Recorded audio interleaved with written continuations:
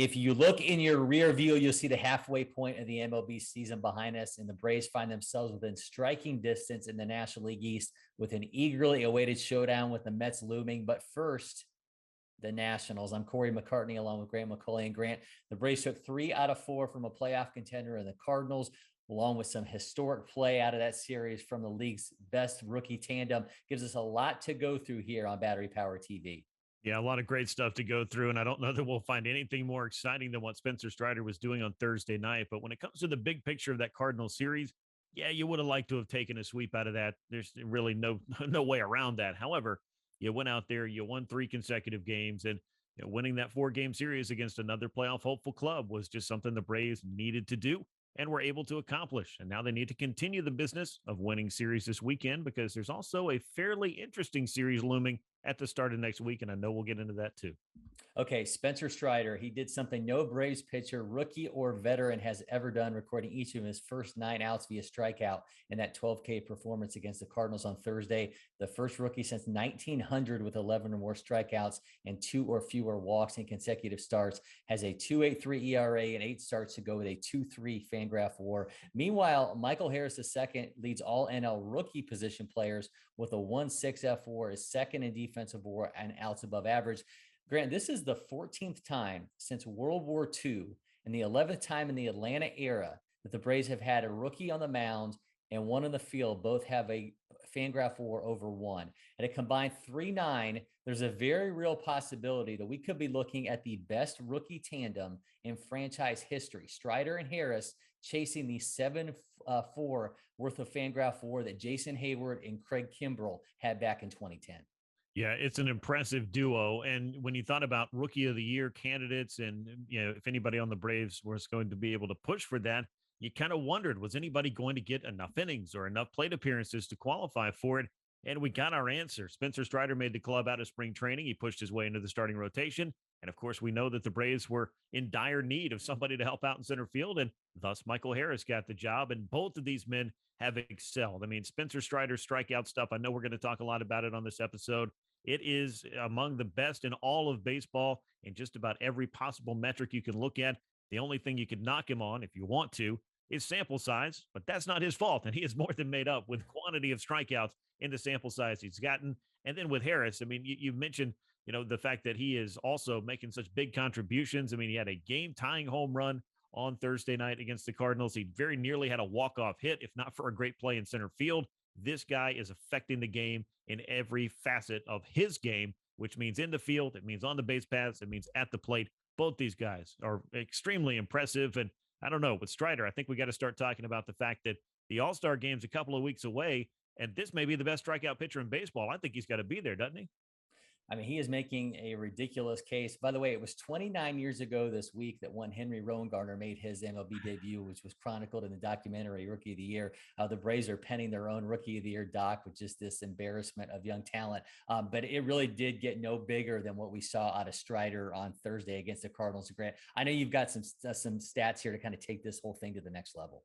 Yeah, and it could turn this into the Spencer Strider episode. But as I was going through everything that he was doing last night, I mean, just on the Braves staff, he passed Charlie Morton for the staff strikeout lead, and he's done it in 22 fewer innings with 102 on the season now. He entered the day 30th in strikeouts, tied with Justin Verlander. He left the day 10th in strikeouts in all of Major League Baseball, chasing Sandy Alcantara, who's just 5 ahead of him, and Shohei Ohtani, who's just 9 ahead of Spencer Strider right now. And in terms of getting to 100 career strikeouts, only Craig Kimbrel has done it faster than Spencer Strider in Braves franchise history. Those are just a handful of the stats. I put a huge post up on Instagram, and if you follow me on Twitter on Thursday night, you know I was very busy, but those were a few of my favorite stats for him. And at one point, the Braves strikeout leaders were Charlie Morton at 101, Max Fried at 100, Spencer Strider at 99, and Kyle Wright at 98. I thought that was pretty cool as well, but by the end of the night, Spencer Strider went ahead, messed up my cool little symmetry there, and jumped into the staff strikeout lead, though Charlie Morton does have a start on Friday, so it'll change again. But what an incredible amount of accomplishments in terms of strikeouts and also just pure mound dominance by Spencer Strider in just about 66 innings this year.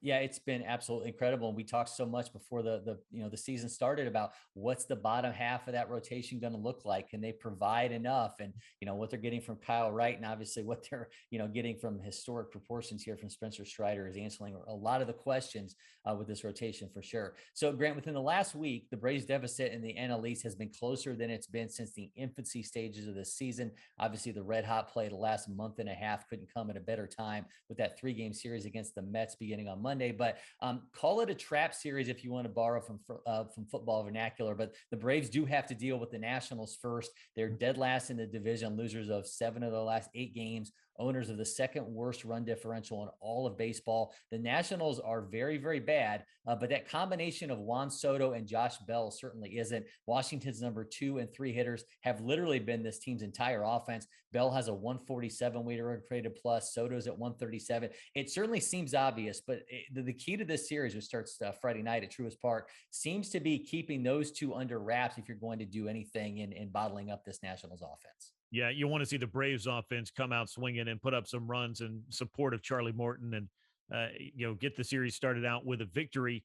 I know that Juan Soto has not had a Juan Soto type season, but you have to respect the danger that lurks every time he steps into the left-handed batter's box. And they do have Josh Bell having a very nice season. I think he's going to be an interesting trade candidate for a number of clubs looking. And speaking of guys who could be a trade candidate, Nelson Cruz is also in the middle of that order. So you do have to be careful there in terms of those 3 guys. But overall, this is not the same Nationals club that the Braves were fighting back and forth with a couple of years ago. Things have changed mightily. But again, as you said, trap series or just something where you go out into a series that you should win and you don't get the results that you want to. You don't want to find yourself in that position, particularly with the Mets waiting right after they get finished with the Washington Nationals. This is a club you need to take a series from. It'd be nice to take a sweep from. I feel like I've said that a lot since June the 1st, since that 14-game winning streak when we got so used to sweeps being a regular thing. But you'll take the series victories if the Braves keep doing that. The New York Mets are going to have to pick up their pace, and their pace, of course, has slowed down over the past 6 or so weeks, while the Braves have been able to really click on all cylinders and find themselves with a starting rotation that looks extremely strong. They find themselves with a lineup that looks pretty strong, and hopefully with the return of Kenley Jansen in the not too distant future, the bullpen will get a little bit stronger as well with Tyler Matzik back as well. Yeah, you mentioned Nelson Cruz. He's hitting below league average right now, just 8 home runs. So definitely not the version of Nelson Cruz we've become used to seeing over these past few seasons. The Braves, you mentioned it, will roll out Charlie Morton on Friday opposite Eric Fetty, Kyle Wright against Patrick Corbin on Saturday, and Sunday is Ian Anderson against Paolo Espino in that series finale. Ian Anderson, Grant, has been searching for consistency this season. He could be in for a strong start. Current Nationals are hitting just 250 against him, 1 extra base hit, but he's got a 5.09 ERA on the season. That 4-seam fastball, batters are feasting on it with a 321 average against him, got a nearly 400 weighted on base average against that pitch. These next starts, so his next 2 will both be against the Nationals before we go into the All-Star break. This really, I think, Grant, feels like a critical time for Ian Anderson.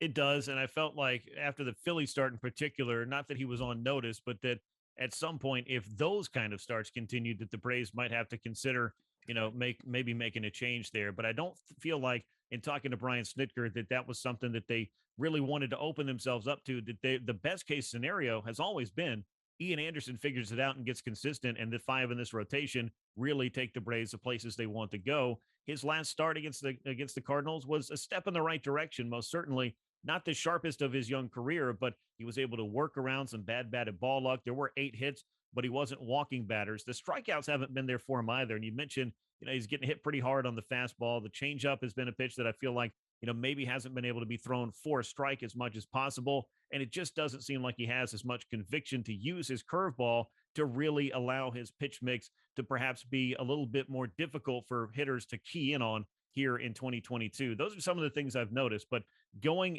out and getting an inning, going out and getting a start in which he put in some good innings, at least to get himself perhaps moving back in the right direction, making some mechanical adjustments after getting hit so hard in Philadelphia. It's more than earned him just another start. I think we'll see him continue to get these opportunities at least until the All-Star break and the Braves start to figure out what they have here. And again, there are a lot of people in that clubhouse that Brian Snitker said want to see Ian Anderson get back to being the guy that made such great contributions to the playoff runs and in particular in the postseason. And that is the best case scenario for the Braves starting staff is that Ian Anderson takes a step forward and turns the season around. Yeah, who thought we'd be having him be the question mark within this rotation as we get a little bit closer to the All-Star break? But here we are because, Spencer Strider's been fantastic. I mentioned what Kyle Wright's been able to do. But obviously you've got that trade deadline looming. I think, any speculation on what the Braves could do, or if Kyle Muller is going to get that opportunity to bounce back into this rotation after his, considerably strong work at AAA Gwinnett. So going to be a lot to watch for with so many things looming. And speaking of looming, and not to get caught looking ahead, but the Mets have Max Scherzer lined up to go opposite Max Fried in that series opener against the Mets on Monday. Figures to really get the juices going. But we'll be back for more to get that you all ready for that Mets series. But obviously, Grant, this is one that everyone's going to be talking about. So what just top of the line headline for you as the Braves look to that Monday series? What's the biggest storyline? I mean, the biggest storyline, you do get that marquee matchup, the super max matchup, if you will, the most maximum of all matchups. You got to take that series. I think that's really the thing that the Braves have done so well is just continue to win 2 out of 3, 3 out of 4. I mean, they may not be able to completely erase the Mets lead if that's the way that things are on that Monday, but there's a very game Marlins team that's been playing a lot better that the Mets are going to have to get through heading into next week as well. So we'll see where this all is. But I mean, the biggest storyline is these two teams haven't faced off since April. Things looked very different back then. Can the Braves reintroduce themselves to the Mets as the club that we've seen since June the 1st that has trimmed, 7 full games off of that lead in the NL East standings? It should be a pretty fascinating matchup. And then we've got about a dozen more after that. It should be a lot of fun. Well, obviously, momentum is the one thing the Braves certainly have on their side going into this series against the Nationals on the weekend and next week against the Mets. Before we get to that series, though, in the meantime, make sure you hit that subscribe button and turn on all notifications to get an alert every time we drop a new episode here on Battery Power TV. Of course, you can catch Grant and myself on Sunday nights on From the Diamond on 92.9 The Game in Atlanta. Until next time, I'm Cory McCartney. He's Grant McAuley, and we'll see you soon, Braves Country.